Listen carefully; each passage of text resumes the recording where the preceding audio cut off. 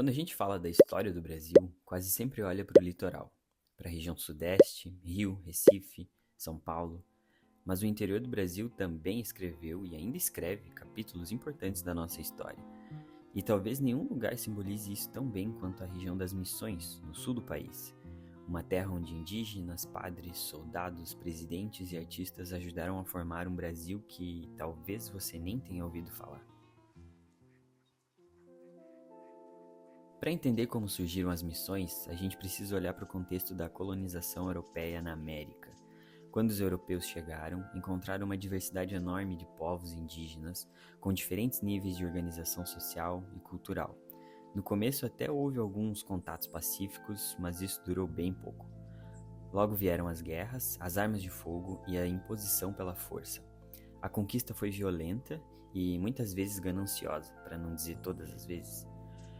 Os colonizadores tomavam terras, riquezas e vidas. Houve tentativas de conter os abusos com leis e decretos de reis e papas em defesa dos indígenas, mas na prática essas ordens mal atravessavam o oceano. Os jesuítas aportaram no Brasil em 1549, mas o sistema missioneiro levou várias décadas para se estruturar e consolidar. A partir de 1600, os jesuítas espanhóis criaram as primeiras reduções, aldeamentos indígenas com igrejas, escolas, hortas, oficinas e um modelo quase comunitário de vida entre os guaranis. No auge, mais de 150 mil indígenas guaranis viviam nessas comunidades que misturavam cristianismo, organização europeia e saberes nativos. As reduções ocupavam terras que hoje pertencem a 5 estados brasileiros e se estendiam até o Paraguai e a Argentina. São Miguel das Missões, por exemplo, virou um centro musical. Os guaranis ali não só aprendiam latim e teologia, eles construíam violinos, compunham missas e faziam apresentações com orquestras inteiras. Mas esse experimento não agradou a todos. Os bandeirantes, por exemplo, viam as reduções como uma ameaça à escravidão indígena, já que os indígenas das reduções eram protegidos de serem capturados. As disputas entre Espanha e Portugal sobre a fronteira sul explodiram em guerras, como a Guerra Guaranítica em 1753 e 1756, onde milhares de indígenas morreram defendendo seu território.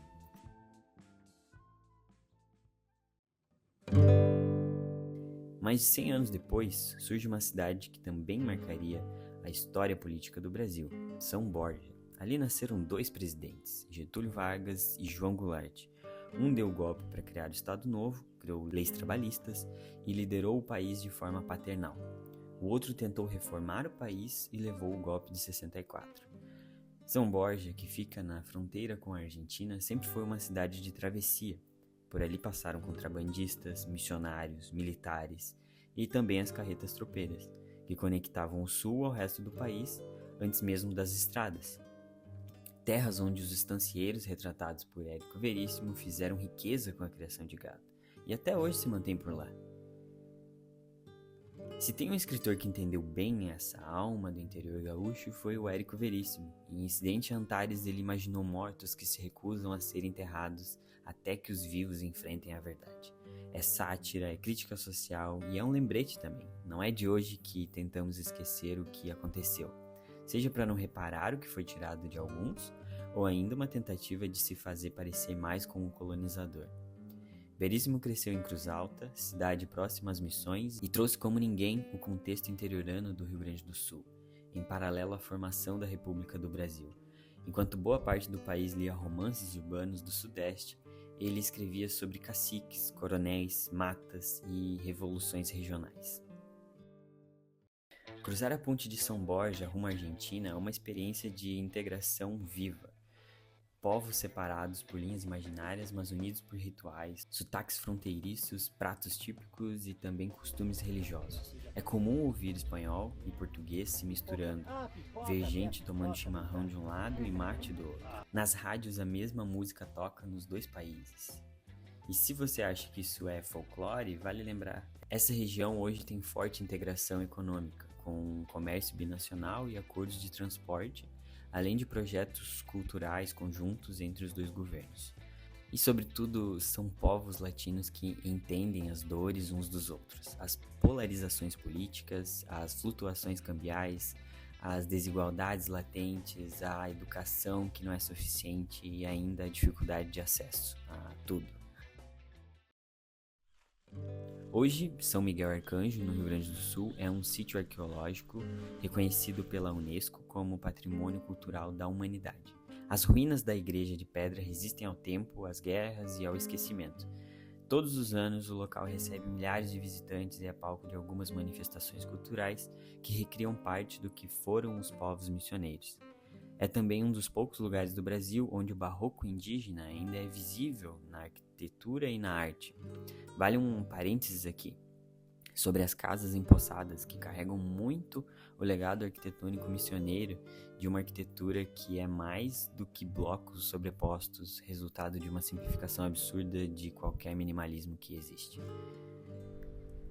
A história do Brasil não se escreve só no Sudeste. Ela também se escreve nas estradas vermelhas do interior, nas ruínas silenciosas de uma igreja, nas cidades de fronteira onde o português dança com o espanhol. A região das missões nos mostra que existe um Brasil que quase esquecemos, mas que continua vivo nos sotaques, nos nomes das cidades e ruas, nas músicas e nas pessoas. Esse interior também tem voz, memória e história.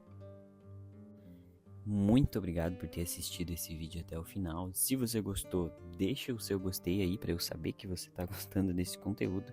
Se você tiver alguma ideia interessante para agregar, para comentar, para colaborar com esse conteúdo, para deixar ele ainda melhor, comenta aí embaixo e é isso. Até a próxima.